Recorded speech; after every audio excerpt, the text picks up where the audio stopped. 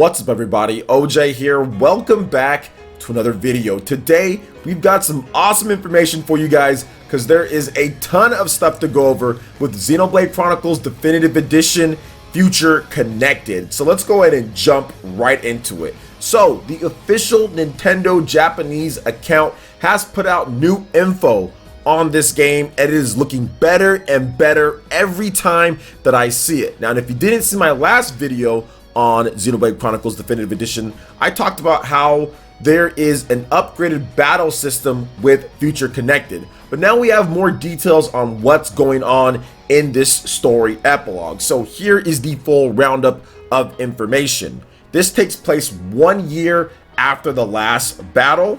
The world is at peace and all the different races are working together. Restoration is proceeding. Shulk suggests to Melia that they look for Alchemath, the Imperial capital. And the two of them hop aboard a ship and take off to find it. As they search for the capital, they were welcomed by a nasty surprise attack.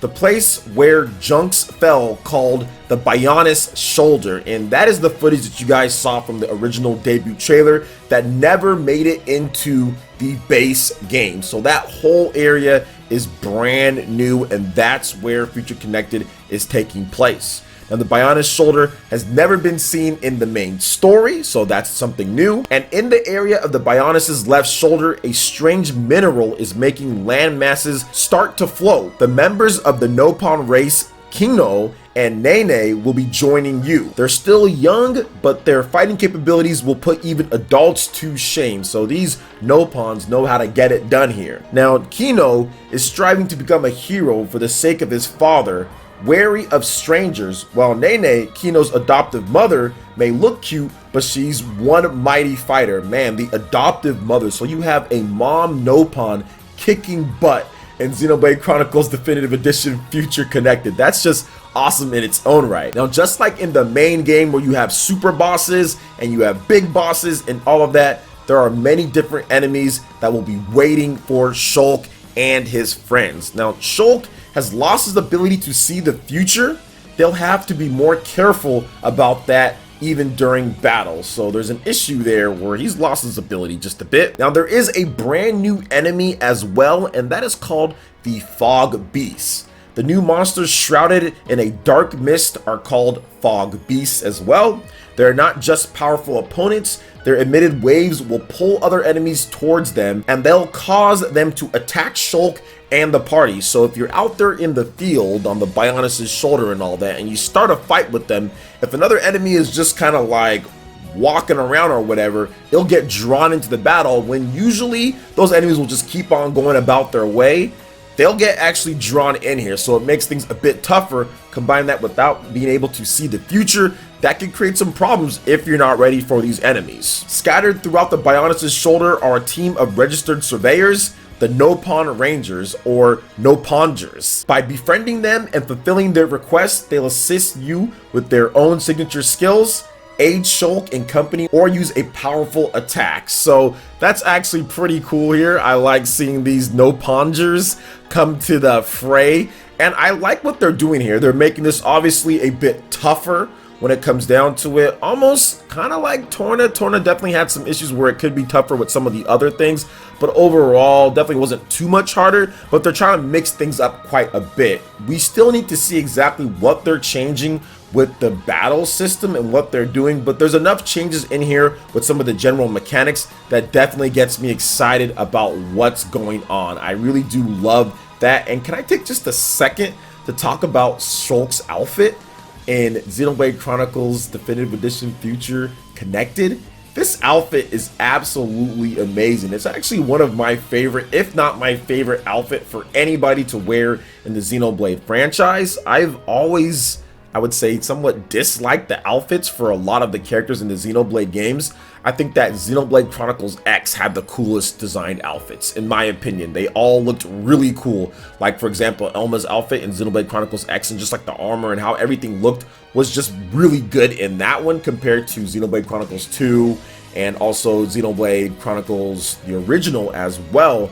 So to see Shulk and his default outfit look this cool, I'm happy about that. But I also think like Torna the Golden Country, the outfits that like Jin and all of them had, those were pretty cool too. But to me, this is the best protagonist starting outfit since Laura with Xenoblade Chronicles 2 Torna the Golden Country. So that's awesome to see. Now, another thing that I want to note is that the media ramp up for this game is starting to kick it into gear quite a bit. We've got 2 brand new Japanese commercials that are live that are going to be playing. So good stuff on Nintendo, making sure that they get this game out on commercials. And if people can't go out to stores and buy it, they can still buy it digitally. So good stuff there.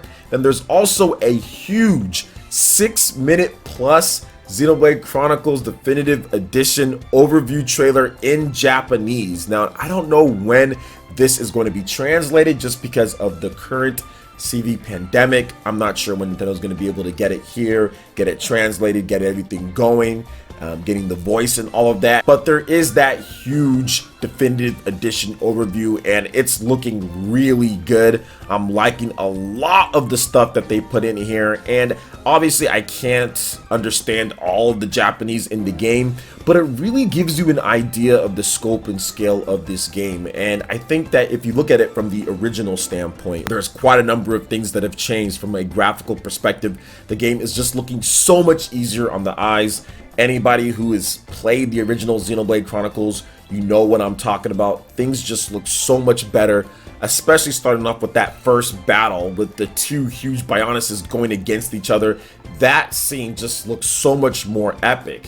When the Mechon invade, when you have like Shulk, the character models, everything is just so much better and more detailed. But you also have to remember the scope and scale of this game. This game is absolutely massive. So to see the changes that have been implemented, how much better things are looking, in addition to having the full game included on top of the future connected, to me, it's just insane. It is a great thing for fans out there. And even if you're a newcomer, this is definitely the time to hop into Xenoblade Chronicles and this type of action RPG. I mean, everything just looks so much better. It's going to look great on your HD TV. It's looking like the resolution is a lot better with that Torna the Golden Country engine, and the optimization seems to be really good as well. If you played the original game on the Wii, it ran well enough for it being on the Wii, but it seems like this one is definitely going to be a lot better here. And even if you're looking at this overview trailer, man, you've got some great stuff where they go over the different characters and everything, and you can check out those brand new minted models. You can see how much has changed with the environments as well. So much added foliage and grass and detail to the backgrounds and the environments. It really is such a huge difference and so much nicer on the eyes as I'm looking through this trailer. Maybe I'll do a full reaction for you guys with the trailer going through and also my full thoughts on that. But this really is very cool. They explained the battle system a bit more as well. Xenoblade has a very unique, cool type of battle system that I'm pretty sure so many of you guys are going to love in the game if you give it an opportunity. And one of my favorite things that wasn't in Torna and wasn't in Xenoblade Chronicles 2 is the ability to move and attack at the same time. I think that's such a great ability, whereas in 2 and in Torna, you gotta be standing still in order for them to start their auto attacks before you use your skills. So do love that about the original Xenoblade Chronicles game. And once again, the game is looking absolutely phenomenal running here with the trailer, but I might do a full reaction to all of this because it is pretty cool here, starting like the chain attacks and stuff like that. And I think the thing that I'm the most excited about when it comes to Xenoblade Chronicles Definitive Edition is the fact that we're going to be able to experience this on the TV and also on the go. Because for anybody who's played the game, you know how much content is in this game. You know how much stuff that you have to do, and there's definitely going to be some time to where you want to just say, okay, I want to just be able to watch TV and just play this game and casually grind and level up or get equipment or get other stuff that I need.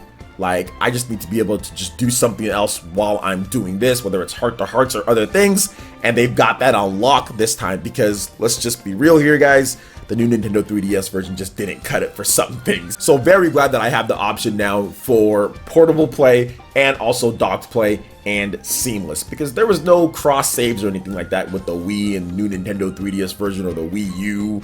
the download version and the new Nintendo 3DS version. You just kind of had to play them separately if you wanted to play both of them, which I did. So it's so much better at this point. What are you guys' thoughts when it comes to all the different combat that we've seen here? All of the stuff with the future connected and what they're doing here. Is this your first Xenoblade? How are you feeling about the marketing ramp up? Are you planning on getting in on the action here? Let me know your thoughts in the comment section below. All right, guys, that wraps it up for this video here. Check out the link in the description. We've got Twitter. Go ahead and give us a follow on there and stay up to date on all latest gaming news and information. Also, make sure you like, comment, and subscribe, and share this video if you can. Thank you guys so much for watching, and we'll catch you guys for the next one. Peace.